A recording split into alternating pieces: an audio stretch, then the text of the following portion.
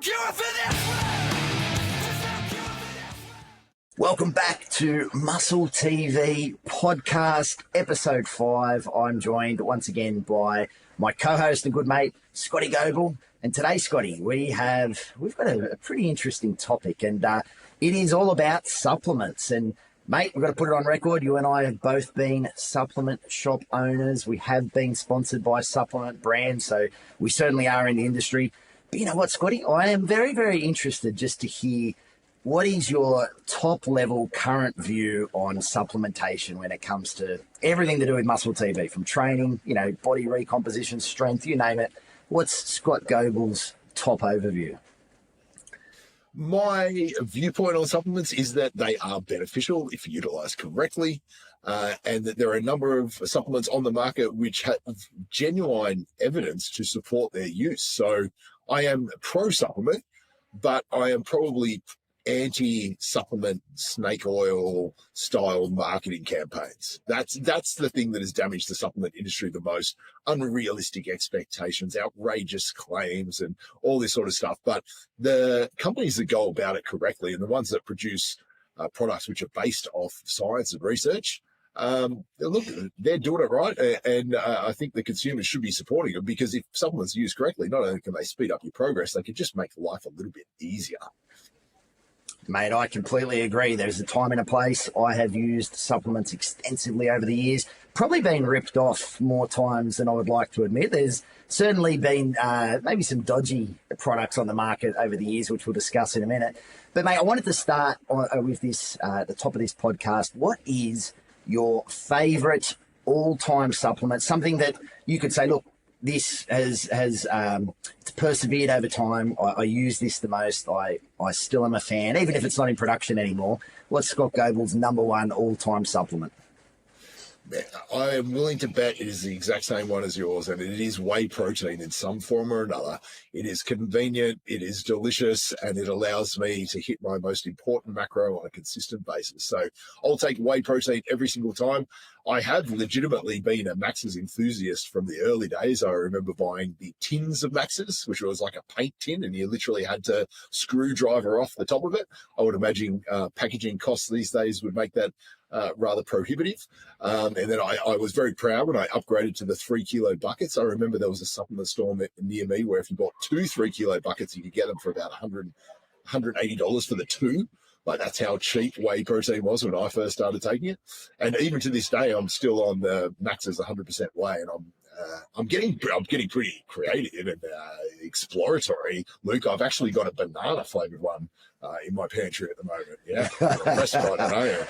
Yeah, nice. Well, mate, I'm a Max's tragic, and I promise I'm not just saying this because they are sponsoring our channel. I promise I'm a Max's tragic. Before I was sponsored with Max's, I walked into a supplement shop.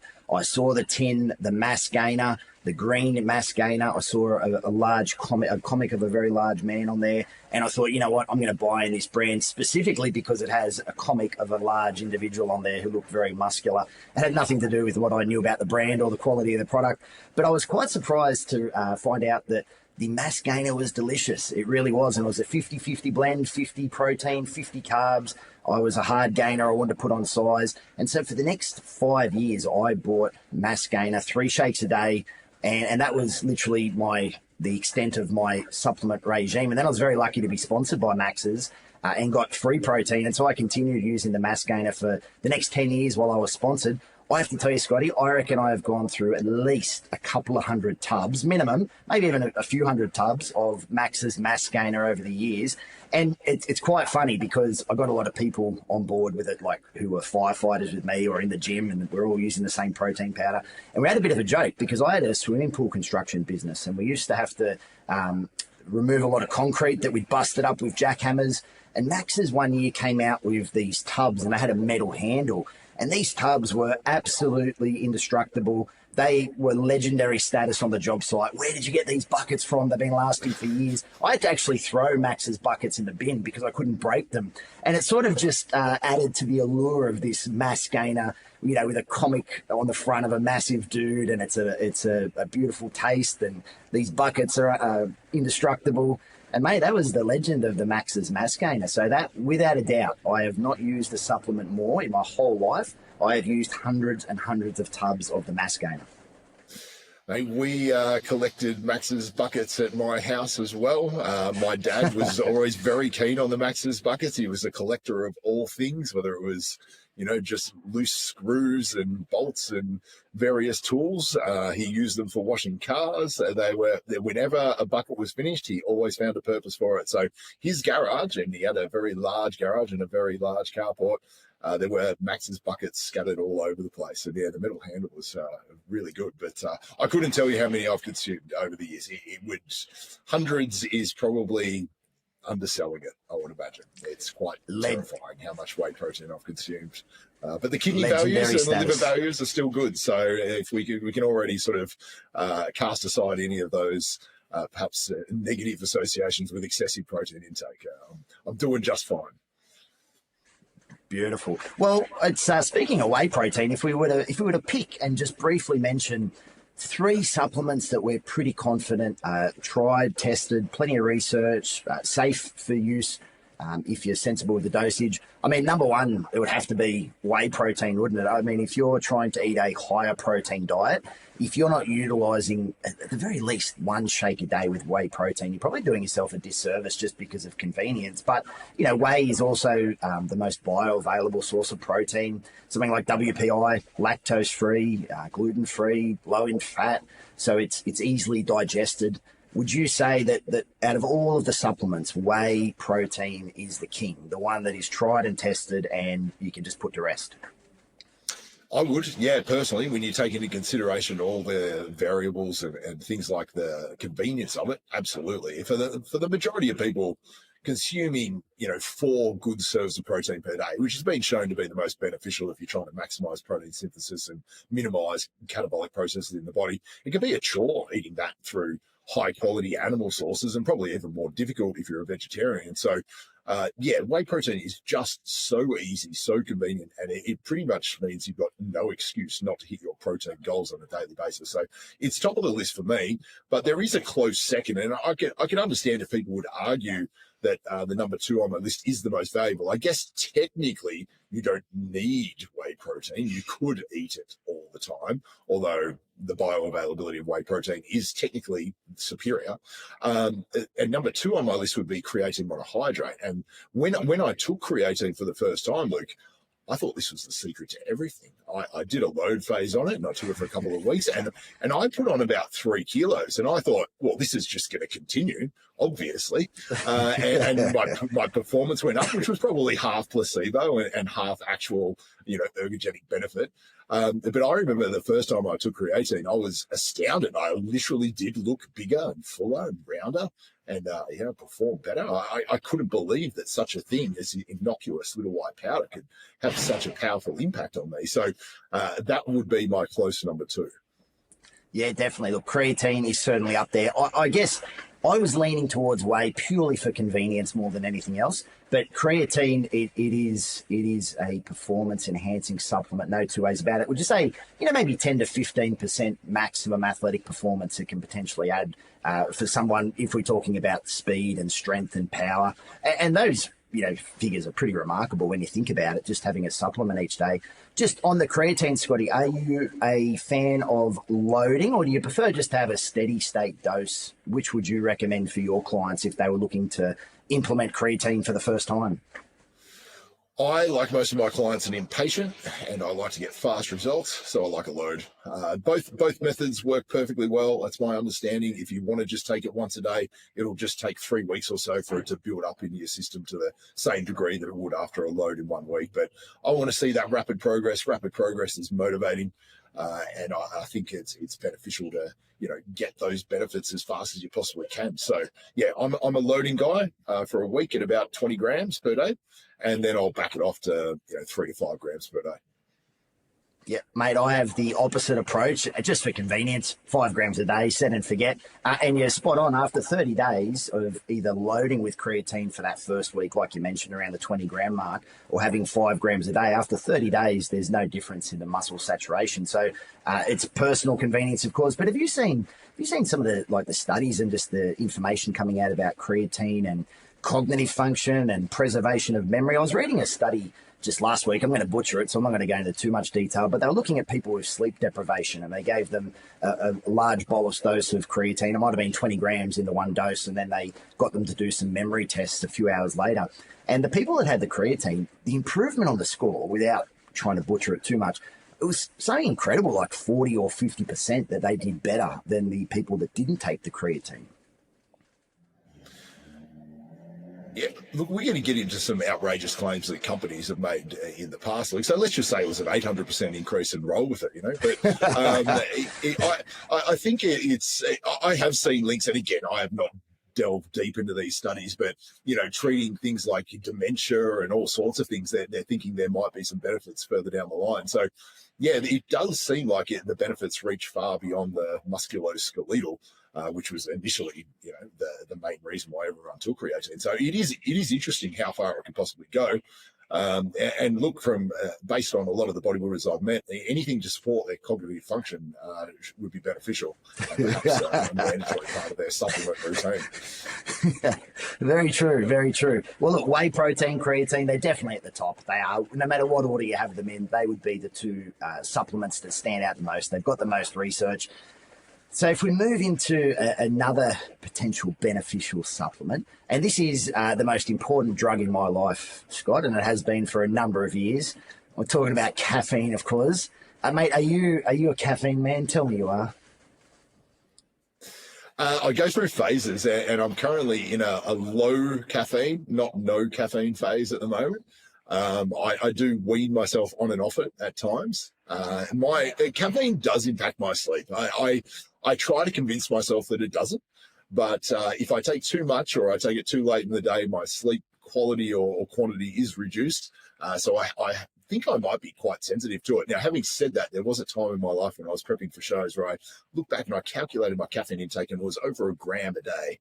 So I have used and abused in the past, but now I'm pretty much a one coffee a day kind of guy. And I don't know if this Huberman bloke knows what he's talking about, but I don't even have that coffee upon waking, which would probably be astounding to you. I actually do interact with my wife and my children pre-caffeine intake. So I'm normally up for a couple of hours at least before the first coffee goes down, and I feel fantastic for it. What sort of milligram dosage are you on a daily basis? Mate, I'm a 500 to 600 man. I've been doing that for a number of years. Look, I have been considering lately reducing it down just to potentially improve my sleep. I try to limit the caffeine intake to no later than around lunchtime because it can certainly affect your sleep architecture. If you have it too late, it's thought to cut caffeine at least 8 hours before you go to sleep. So really, that's only the morning. But I mean, with 2 young kids who are terrible sleepers, trying to stay on top of my own life and training and everything, caffeine has certainly been a staple. Would you say, Scotty, have you ever tried caffeine at the recommended dose for performance enhancement, like pre-workout? Is it like 4 or 5 milligrams per kilo of body weight or something ridiculous like that? Well, I've never had a single dose that big. Maybe inadvertently through some of the supplements I've had. But have you ever tried that before training, and did you actually get any benefits from such a big dose?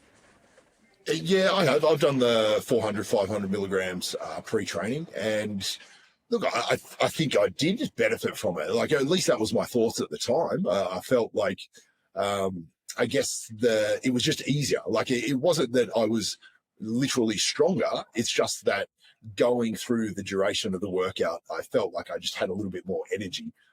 Especially towards the end of it. So yeah, I've certainly used caffeine in very high doses around training, and I believe it is. Yeah, I think it's quite a relatively broad spectrum, but it's 3 to 6 milligrams per kilo.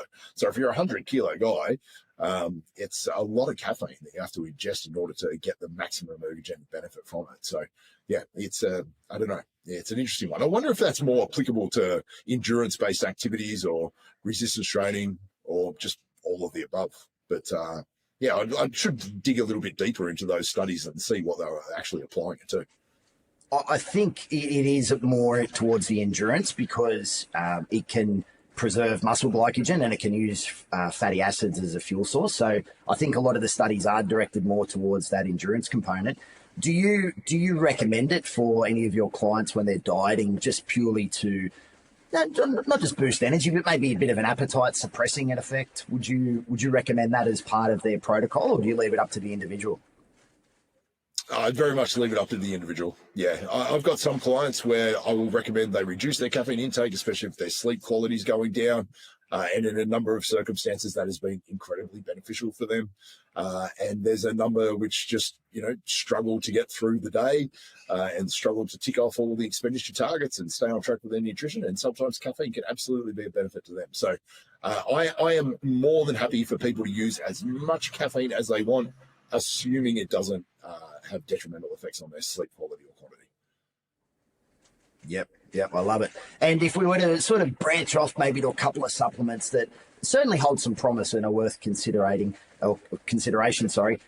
probably at the top would be a multivitamin, and just looking at the potential benefits that come about from a multivitamin. Now, I do believe Alan Aragon, who's probably my favorite nutritional researcher, he did a meta-analysis on looking at different multivitamin studies. And what they found was there's an overall neutral effect, so no potential benefit if you have a nutritious diet in place and you have no micronutrient deficiencies. But if you do, then it can act as a bit of an insurance policy to, at the very least, help in part address some of those deficiencies. And because it's fairly low risk, if it's a well-balanced multivitamin and it's fairly low cost, it's generally recommended for athletes just to have it in just as a bit of an insurance policy. Have you been a fan of multivitamins over the years, Scotty, or do you rely just on your daily nutrition? I do take a multivitamin at the moment. The main time I recommend it for my client base is when they're in the really restrictive phase of a contest prep diet. At that point, when your calories are very, very low, and quite often you're limiting foods and food types, it's more than likely that you're going to get a micronutrient deficiency. And that's where I think it's probably plays the greatest value within the bodybuilding community. I would think in the off season, if you're fairly nutritionally responsible, you have a bit of diversity, you're mixing up your fruits and your veg and your more micronutrient dense food, then you're negating the need for it. But typically in the latter stages of a contest prep, if you're on restricted calories, you're going to be really hard pressed to get in enough diverse food to tick off everything you need. So that's the typical time where I recommend them to my client base. Mate, great time. And I guess the other one too is omega-3 fatty acid supplementation. Now, if you're eating a lot of fatty fish, which most of us are not, then you potentially don't need to supplement omega-3 fatty acids. However, there's some pretty exciting research coming out about omega-3 fats and how they can reduce systemic inflammation and improve cognitive function and maybe even improve mental health and the health of your hair, skin and nails. And it can be very, very hard to eat a decent amount of omega-3 fats across the week. I know I am certainly across the line myself with the omega-3 fats.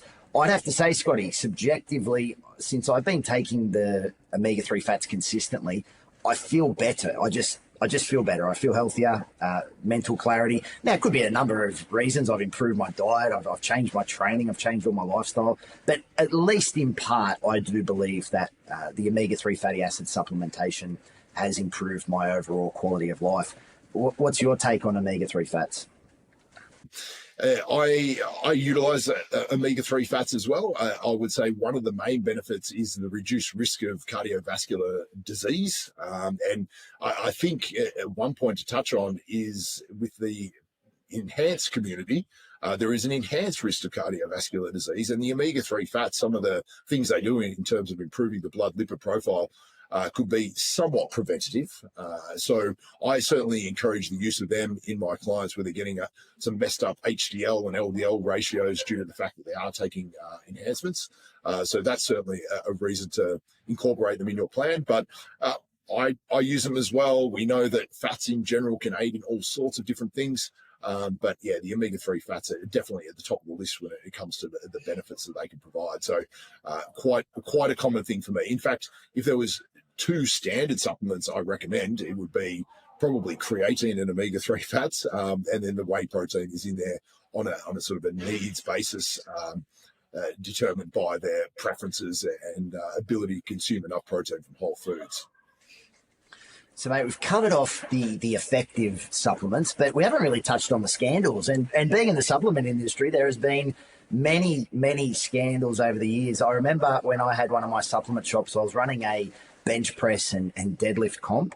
We had a Ferrari pulling contest out the front too. Some of my mates have a luxury car dealership and they gave a Ferrari and we had a rope tied to it. And anyway, it was a really big crowd and I had some of the supplement reps were there and there was a new pre-workout and they were giving out samples and I had a small shot of this purple pre-workout. And after about 20 minutes, Scotty, it felt like I could only imagine what being on amphetamines felt like because I was going around talking people at 1,000,000 miles an hour. I had Mad Dog on the side of my mouth. It was the greatest day of my life. And I was going for more and more shots of this pre-workout, which was craze. And as it turns out, there really was amphetamines in craze. The founder of Craze, he had discovered a novel amphetamine derivative that had not yet been, discovered or published, and he put it in there. And I tell you what, Scotty, for that 6 months or however long Craze was on the market, wow, it was amazing. I actually used it for my prep when I won my pro card in the morning, fasted cardio on Craze.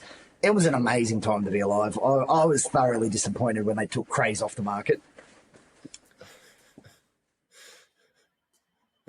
I was a big Craze fan as well. I was probably using it at the exact same time as you, and I was very proud to endorse and recommend it to anyone who would talk to me about it. I remember I put up a Facebook status at the time, and I remember saying, I was doing squats, and out of my peripheral vision, I was sure that there was an Asian man just staring at me the whole time. And I racked the bar, and I looked over there, and it was like a yellow towel draped over a bench, and I was just like, oh my god, I'm actually hallucinating right now. So yeah, Craze had some rather magical effects. It was somewhere between energy enhancement, euphoria, and hallucinogen. It was certainly a good time. It's such a shame they took it off the market. I mean, look, if you find an amphetamine, it's not technically illegal because no one else knows about it. They surely should be able to put that into a supplement and sell it to kids. Come on. What's the FDA? Mate, I did some research, and apparently it wasn't his first rodeo. Apparently he'd done something similar with another product and put some undisclosed ingredients on there. But would you say, mate, that was the golden period of pre-workout? Because around that time as well, we had the 1,3-DIM or the DMAA. That was still legal. So we had, Jacked and Mesomorph and Body Effects. Remember Body Effects? That was thought to maybe have some Yahimbi or something in there. But, mate, that was the absolute golden period of supplements. And, if you know what the original Jacked was like and how good it was, imagine another level up again with Craze. That's the level Craze was at. But I remember when I had my supplement shop, having the choice of Jacked and Mesomorph and Craze, it was unbelievable. I mean, I don't even think I could have achieved what I did without these amphetamine-based pre-workouts. It was the golden era if you wanted to be cracked out on your pre-workout. It absolutely was. But maybe for the sake of longevity and health and the legitimacy of the industry, it was probably the darkest times. But it was certainly a good time for us. And I was probably running short on sleep at that time, but I think I was pretty busy, so they came in handy for getting me up and about after 3 broken hours a night. It was very, very interesting. But, mate, I have to tell you my favourite supplement story, and I have probably told this story to you before. I've told it to a number of people, but this is, we're not going the banned supplement route. We will have to come back to that, but I just need to get this story in. I was working at a shop called Sports Kinetics in Dandenong, and this was probably around the year 2000. It was the era of the Max's tin. And I remember this big Islander bloke came in, and he said, I've heard this protein powder helps you build muscle. I want to get it. Which one do you recommend? I recommend the one I take. This is the Max's WPI. You just take it after training, and it helps repair, rebuild muscle. And, protein is the building blocks of muscle tissue, and this is going to, help you. All right, sweet. Buys it, goes away. Comes back the next day, puts it on the counter, goes, didn't work. I'm like, what do you mean? He goes, didn't work. I'm like, mate, I'm sorry, I don't understand. You only just bought it yesterday. You got to give it an opportunity to work, And he goes, I took it after training yesterday, and I'm no bigger today. I was like, what do you mean? And I pick up the tin. The tin's empty. So it's a 1.25 kilo tin, empty. I'm just like, you took the whole thing And he's like, yeah, you told me to take it after training. I was like, oh my God. And I'm like, so there's other boys in the shop. I'm like, Mike, Pete, come here, look at this. And I'm like, how did you do it? And he goes, I sat there, I ate it with a spoon after training. And he ate 1.25 kilos of WPI immediately after training. And so we were all like, how do you feel? You know, like, is everything okay? Like, how's your digestive system? And he's like, oh, okay. Like, it was just like, it was probably 120 kilo, like, Islander bloke. It just had no problem. Could sit down and eat, you know, a kilo steak or whatever. But that is still my all-time favorite supplement story. Your protein powder doesn't work. I took it after training, all 1.2. And did you continue to supply him with one tub every 24 hours after that? Yeah, no, I explained to him that you're only meant to take. I told him, yeah, don't ignore that scoop. You know, that scoop that was in there. Maybe utilize the scoop after training. But I think we honestly gave him some free products because we were just so impressed with the story that we sort of thought, oh man, maybe I should have explained that better. So I think he ended up walking out of there with a few free samples or something like that. But it's still to this day my all-time favorite supplement story. But outside of that, an amazing story. It's an incredible effort. Outside of that, I'm trying to think of my favorite supplements that were just dodgy as all get out. I mean, I was there in the Weeder Megamass 2000 days. I was at the Victory supplement line, which no one under the age of 40 will have ever heard of. So we won't spend too much time on that. But outside of the crazy stims, it's probably just outrageous claims for me. And the king of all the outrageous claims was undoubtedly Cell Tech or Muscle Tech in general. Would you agree? Mate, I would.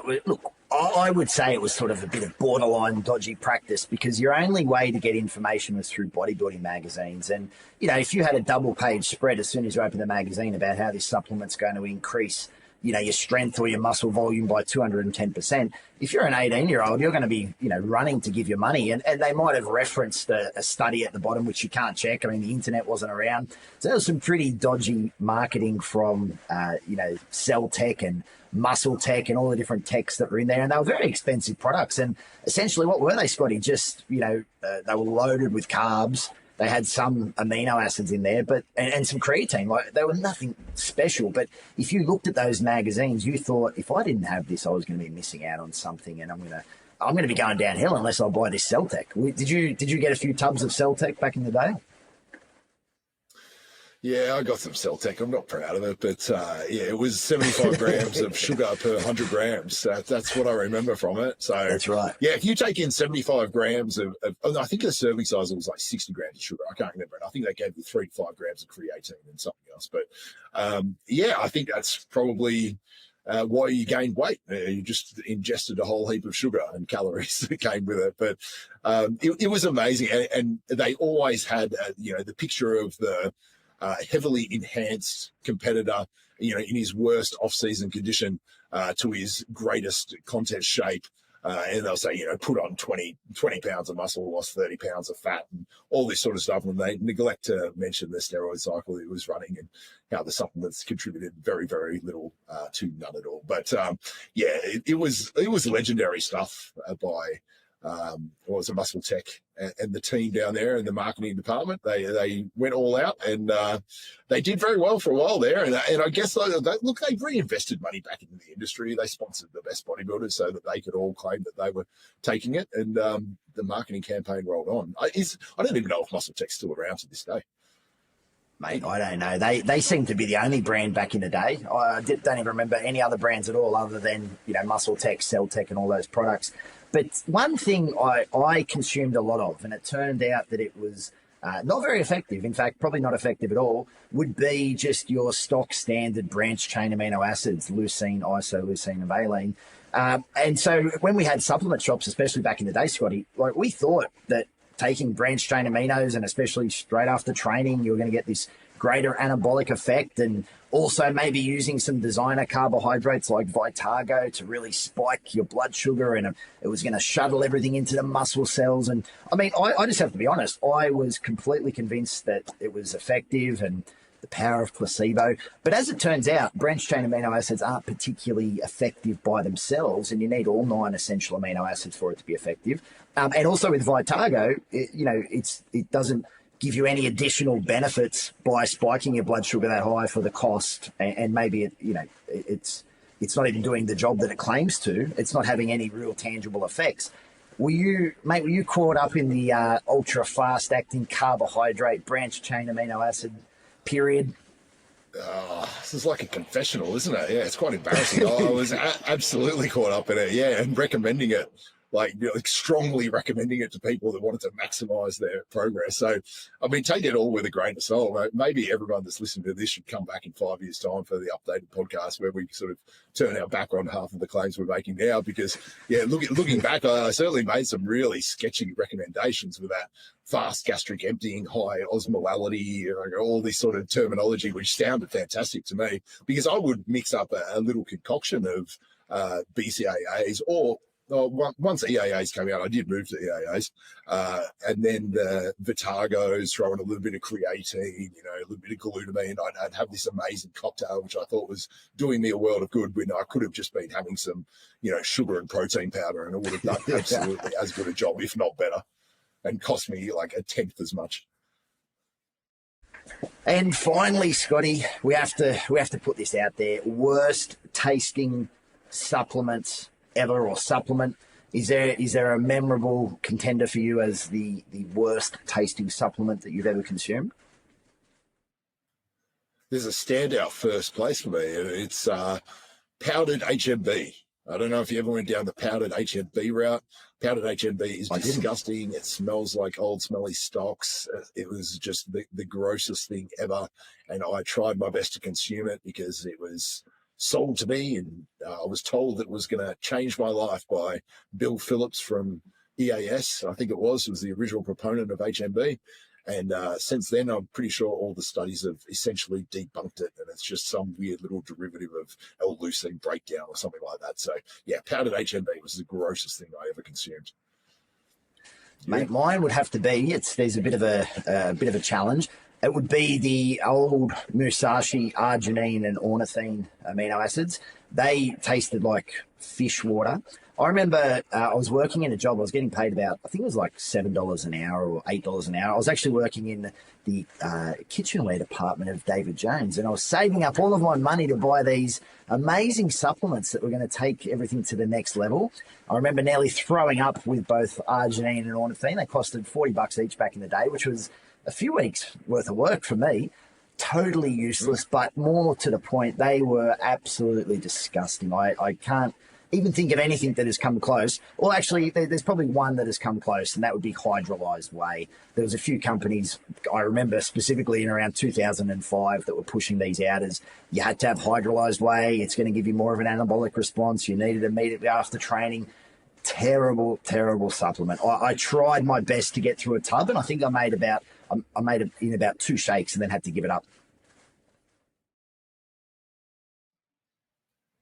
Yeah, I went down the hydrolyzed whey route, and look, we did dive deeper into it. Apparently, the greatest hydrolysis rate you could get was, and the powders on the market was somewhere between 8 and 15%. So if you're having a 30-gram serve of protein, 8 to 15% of that is being hydrolyzed. And that just essentially means sort of pre-digested, like cleaved into shorter amino acid chains. So to think that tiny percentage was going to do anything above and beyond what normal WPI was is kind of ludicrous when you look back on it. But I was desperate to get the greatest of everything, and I went down the hydrolyzed whey path there for a little while. So, yeah, it was not the nicest tasting supplement on the market. It had quite a bitter aftertaste, but I still don't think it compares to those pure aminos or the HMB. Was that arginine ornithine? Wasn't that a growth hormone secretion or something? So you would have been about 18 years old at your absolute hormonal prime, trying to spike that great growth hormone. Sounds good in theory, but yeah, in practice, completely and utterly pointless. and cost me weeks and weeks of work in the kitchenware section just to pay that off. So it was, some regrets there. But I think, mate, that wraps it up with this episode about supplements. So just back from the top, supplements, they have a place. They're certainly not a magic fix for a poor diet, and quality nutrition needs to be the cornerstone of what you're doing through Whole Foods. But if we were to recommend a couple of supplements that we really believe in, it would be Whey Protein for convenience, Creatine for its performance-enhancing effects. We've spoken about caffeine and maybe being a personal choice and just watching your overall sleep quality. Maybe consider omega-3 fatty acids, maybe consider a multivitamin. But besides that, a nutritious diet will be the cornerstone of everything that you need. Thanks for watching. If you do like the content we're putting out, please like and subscribe. Tell a friend. Thanks to Max's Protein for sponsoring MuscleTV. And Scotty and I will be back soon. There's no cure for this!